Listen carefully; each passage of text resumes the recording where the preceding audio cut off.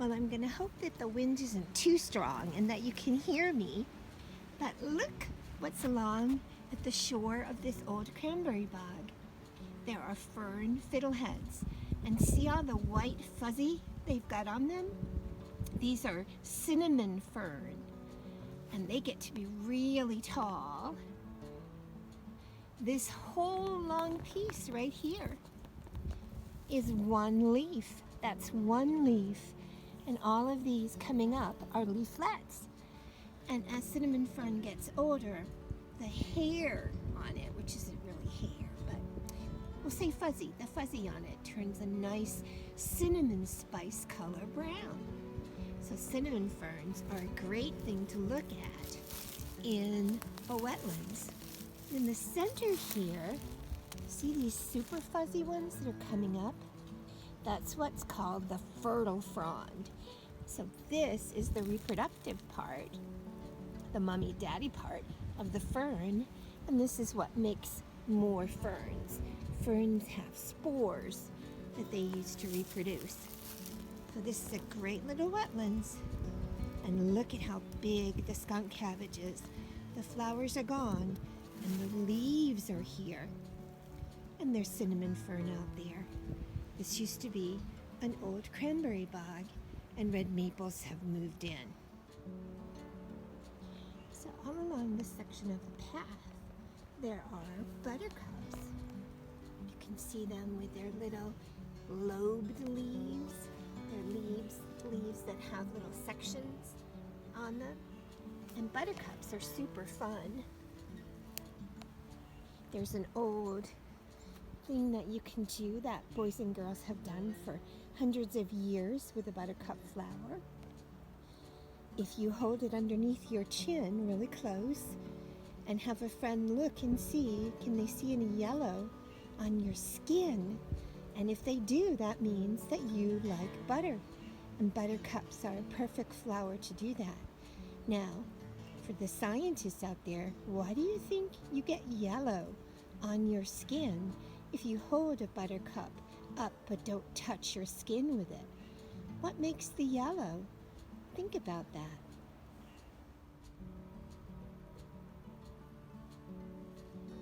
So as I was walking along, I passed by a family and the boys got off the path and they were in the poison ivy. So as I went by, I said, you have to watch out for poison ivy, and the mom had me show them what was poison ivy. So hopefully they're going to be okay. But I want you to look down here and you can see poison ivy that's just starting to come up. But there's other things here too. There's this plant with the shiny green leaves with the teeth around the edge. And that has little thorns on it, little prickles. That is dewberry.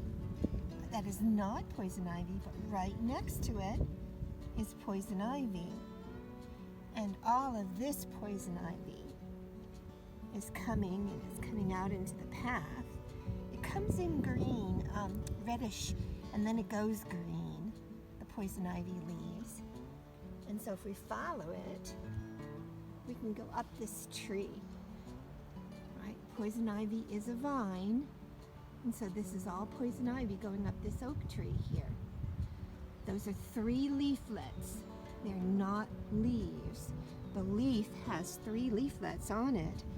And so as we go along, I'll stop every once in a while and show you poison ivy. And there's starflower. That's a double. That's pretty cool. And there's little cherries, little cherry trees coming up here. I'm really allergic to poison ivy, so I learned right away to see the difference between a briar with 3 leaflets and poison ivy with 3 leaflets. There is a really great wildflower here.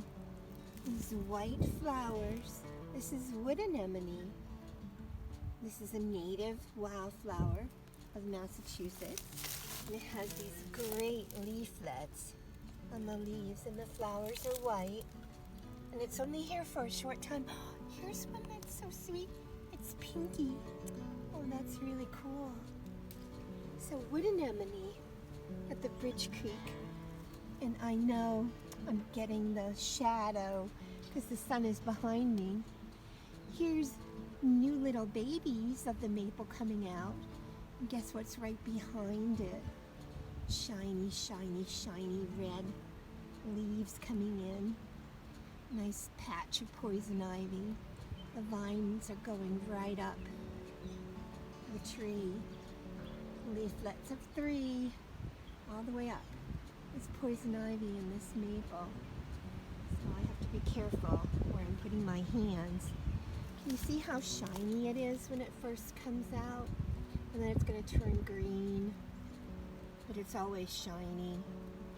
So be suspicious of anything with 3 leaves. Although we know they're leaflets on 1 leaf. Poison ivy also has white berries in the fall. The only things that do around here are poisonous. The poison ivy and poison sumac. Those are both trees that can give us an itchy, itchy rash. Are both plants. This isn't a tree, this is a vine, that can give us an itchy, itchy rash. I can hear red-winged blackbirds out in the marsh. And there's a catbird that's not too far away. It's a very windy day. But listen, can you hear another sound?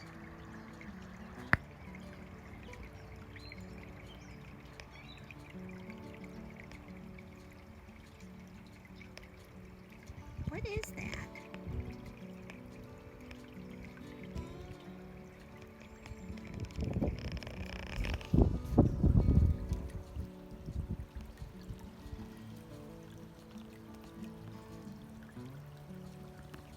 And right below me, the poison ivy is starting to flower. It has green flowers. I'm going to put my hand too close. This is a ginormous poison ivy vine. Right here at the bridge at Bridge Creek.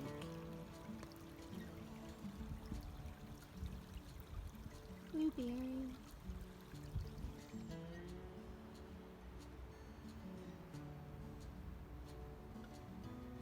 I'm out of the wind, looking at the little bit of the swampy area here at Bridge Creek.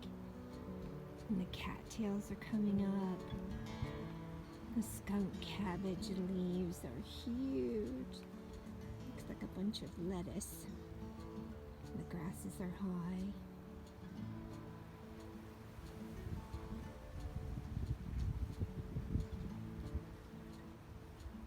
The sun feels so warm on my hands.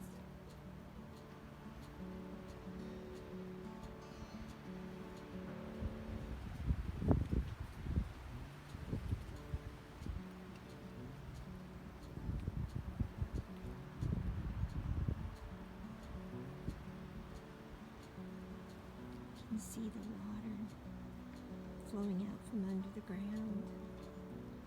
It's joining the water that's going out into the salt marsh.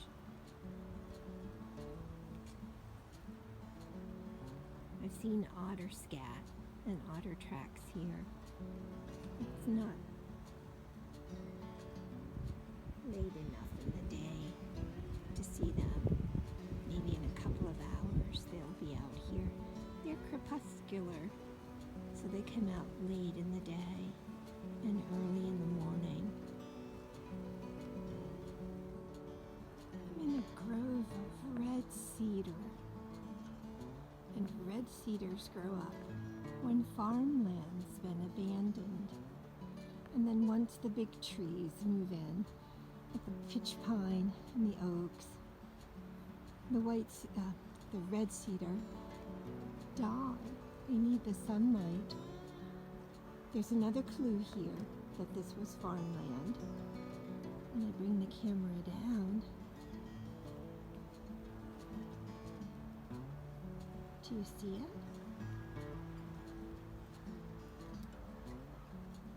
The stone wall disappearing into the woods. So this was probably in the 1800s or the early 1900s. There wouldn't have been one tree here. This would have either been a pasture or some kind of a field with crops on it. And then these trees have all moved in. I love crows. Crows are super smart birds. This cedar down at the end has died. It's underneath some great big trees. But there's a lot of oaks here that are just leaving out. My favorite path is the one that leads you along this boardwalk toward the Bridge Creek, and I'm walking away from the creek now. It's really swampy land, so they gave us a little help to get across here. When we look down, we can see hay-scented fern. Then I went by some, coming up to some too, tall cinnamon fern. And when I was here in March and April, the water had extended beyond this vernal pool. It was right up to the boardwalk. I'm glad it's not here anymore because now I can see all these ferns. There's white wood anemone here. Lots of poison ivy. If you come here and you get to the bridges, be very, very careful. Poison ivy is growing up on the bridges, right onto the supports. Looks like there's a lot of things on the surface of the water out there. Hopefully there's some amphibian babies, and that the water will stay long enough to let them to morph to adults so they can get out. Unlike all the toads in the puddles at Crane, I went back on Sunday, and the puddles were mostly dried up, so they were just black smudges. Oh, sensitive fern has wide leaflets, and there's some sarsaparilla down there too. Here's more sensitive fern, and of course there's always poison ivy. We're going to walk up this path now that takes us to a borrow pit. So I just came down this hill, trying very hard not to trip over the tree toes that are emerging from the eroded bank. And look at the hills here surrounding us. We're down in a hole. Have you ever borrowed something? Maybe a book from the library? It wasn't yours to keep. You had to give it back. So I don't know why they call this a borrow pit, because nobody brought the soil back that they took away to use in the cranberry bog. If you go on the train, you can see borrow pits along the track too, where they took soil to build up the track, usually to get it through a wetlands. Here's a beech tree right in front of us with the beautiful leaves. Beeches grow in after the forest has been established. And so this section, with all of these beeches, must be an older section. There's a pine warbler here. I don't see him. Or chipping sparrow, it could be. I'm working on learning the difference between the two of them, and I don't see it, so I can't really tell. That's the osprey. Chee, chee, chee. And I see him, but he's in the sun. So, borrow pit at Bridge Creek. The cinnamon fern here is really, really tall. It's up to my waist. Some of the plants are. Blue jays. Doinky, doinky, doinky. Can you see the hairs on them? And there's sweet pepper bush here too. This is part of the old cranberry bog. And these tupelo trees have all grown in as the bog was abandoned.